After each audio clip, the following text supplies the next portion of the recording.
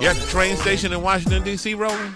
Yes, sir. Tom Joyner. Headed to New York City for some meetings, and so got about to see my friends at Amtrak. All supposed to Union Station to say what's up. Yeah. We had a lot of good times at Union Station. Ooh, TJMS 25. For real. Well, it's a whole bunch of folks here, of course, who always listen to the show. I always give a shout out when we come in the morning. So glad to be here. And although I'm a little tired, I was watching Dave Chappelle last night on Netflix. And man, did he just let that thing rip. So it was a great thing to watch. So let's talk about, of course, Tom, Atlanta. Remember the cheating scandal with Atlanta public schools? Yes. There's a new documentary called One Child Left Behind. Jody Gomes is the director, and she joins us right now to talk about that. Jody, glad to have you here. First and foremost, this thing, of course, got so much traction. So many people were talking about it. And it also caused folks to really understand high-stakes education. Talk about why you want to do this documentary. Well, I wanted to do it because literally for all educators, it is a cautionary tale about high-stakes testing and the perils of disadvantaged schools as evidenced by what happened in Atlanta. The pressures that the teachers are under to get these kids to pass these tests. That's real, isn't it? It's more than real. It's gotten to a place where we're actually criminalizing educators if they don't pass the test, and that's what happened in Atlanta. You know, some of these educators, in trying to keep their schools open, you have to understand the law. The law said if you don't pass these tests in a certain amount of time, your schools would be closed. The teachers would be fired. It had nothing to do with promoting kids from one grade to the next. It had everything to do with school performance. And Is that fair? With that performance, I don't think it's fair at all, especially in a time all of us on this phone were all very successful. We all did education the old school way. We were educated as a whole child. We weren't over-tested and tested and tested and tested all year long. And so I feel like we have to get back to teaching the whole child versus teaching to test, which teaching to test to me is just as wrong as cheating on a test. Mm-hmm. Yeah. And Jody, one of the things that we also learned with this is, again, from a teacher, the pressure for teachers, but also principals and the administrators, but also people were really upset with the sentences that were handed down. Talk about that. One more time, Roland. I didn't hear what you said. I said the people talk about, of course, the sentences that were handed down and also the pressures that were on teachers and administrators and principals as well. And so can you actually speak about that in terms of what you also uncovered? Of it. Yeah. Right, precisely. Yeah. Basically, these educators, for test cheating, they got upwards of 30 years in prison because they were convicted and tried on RICO charges. Now, RICO charges are normally used for mafia, sex trafficking rings, drug lords. They use this charge against educators for test cheating. And to me, the big wow moment for me in the film is a lot of money and resources went into this trial. It was the longest running trial in Georgia's history. It was longer than the Atlanta child murders trial. And all of that money and all of that resources, at some point, couldn't somebody just pump the brakes and say, hey, we've got some cheating, fire these individuals, reset the system, and keep moving on behalf of these kids?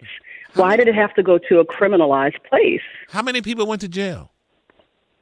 There were 12 that went to trial. 11 were found guilty. And as we sit here today, most of them are out on appeal with the exception of one. One is in jail. She just went to jail and lost her final appeal last November, and she's been in jail for about 8 months, and we're desperately trying to get her out because regardless of whether she knew about cheating, if she actually cheated or didn't cheat, the punishment does not fit the crime, and that's where the movie lives. And Jody, we talked to one of the folks on Roland Unfiltered who wasn't involved with it, but this woman, she still can't get a job.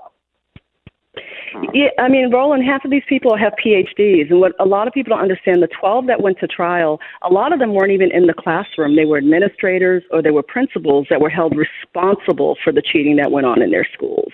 So in other words, the young lady that I had on the show with you, she was a principal. She had only been at that school for 1 year. The cheating had preceded her tenure at that school. There were 3 teachers in her school that cheated, that admitted to cheating. They were not under her tenure. But as a responsible adult, she said, I feel responsible. That's what she told the GBI. The GBI then used that as an admission of guilt. Now, peep that. She sat there and told the truth. She went in without an attorney. She said, I feel morally responsible. And they held that against her, and they made it yet another criminal charge against her. So she swears to this day under oath and under penalty of law and to God that she did not cheat, she did not tell anybody to cheat, and she did not administrate cheating. Yet she's up for 10 years right now. She's out on appeal, and she's up for 10 years and will lose all of her teaching credentials. She can't even get a job as an Uber driver because she's a convicted felon under RICO charges. Wow. And you talk about the combination of things. It's almost like a mashup of epic proportion when you talk about the race, the money, as well as the politics involved in all of this. Well, at the end of the day, this was a big fight between Governor Perdue and Governor Deal. Those are the two previous governors and Republican governors in Georgia. Mm-hmm. They came up against a very fierce African-American female superintendent who had exclusive use of the money dedicated to Atlanta Public Schools. She had control over $500 million a year for Atlanta Public Schools. And if you follow the money, it became a chess game where the governor wanted to take control of the schools to privatize them, move all these African-American kids out of the way and privatize those schools and basically, gentrify the whole entire system. He ran into a superintendent who was, excuse my language, a pretty badass and just said she was not going to take it. She went and did her own investigation. She found the cheaters. She put together a report called the Blue Ribbon Report. And in that report, she found 108 teachers out of 3,500 teachers that were under her control. She found 108 that seemed to be cheating. She recommended firing them, retraining teachers, but that was not enough. The governor wanted to dig deeper, and he dug deeper. And in this perfect storm, he took the cheating scandal and used it as a way to privatize Atlanta Public Schools. There are teachers listening to this all over the country, and they're under the same kind of pressure. What do you say to teachers that are listening right now around the country? I say beware. I say beware because a lot of those that said they were cheating, they would say things like, I didn't know what I was doing was cheating. I was just helping the child. Inadvertently, I would point to a line on the test, especially in the special needs department. There was a lot of people in the special needs department that were put on trial. But they were saying I had kids with Down syndrome who, in 8th grade had a 2nd grade reading level, so we had to point to the line. And again, in explaining that to the GBI, it was like an admission of guilt, and therefore they went to trial. And so you had a lot of misconceptions about how these tests are administered. You had a lot of misconception in the media as to what the test actually measured. People thought teachers were cheating on the test so that they could advance students to the next grade. That is not what the CRCT does. The CRCT is the end-of-the-year test that measures how well the school and the teachers did as it relates to teaching that year. And if they pass that test, they make federal dollars. If they do not pass that test, people lose their jobs and schools will close. It had nothing to do with the students.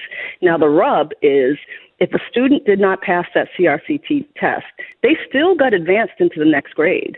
There was no resources. There was no additional monies put towards that child that didn't pass the test. They were just advanced regardless. And that's where the problem with no child left behind law. It says they don't leave kids behind, but that's exactly what it does. You push them forward regardless of how prepared they are for life, regardless of how academically prepared they are. So I would say to every educator, if you want to, you should host a screening of this film in your area, in your local market, because it is a cautionary tale for all educators. Cheating is happening all over the country. It's not epidemic, but it is happening in various different places as we speak. And the question is, are you going to be criminalized for it, or will you just be reprimanded? How can we see this documentary? I'm sorry, one more time? How can we see this documentary?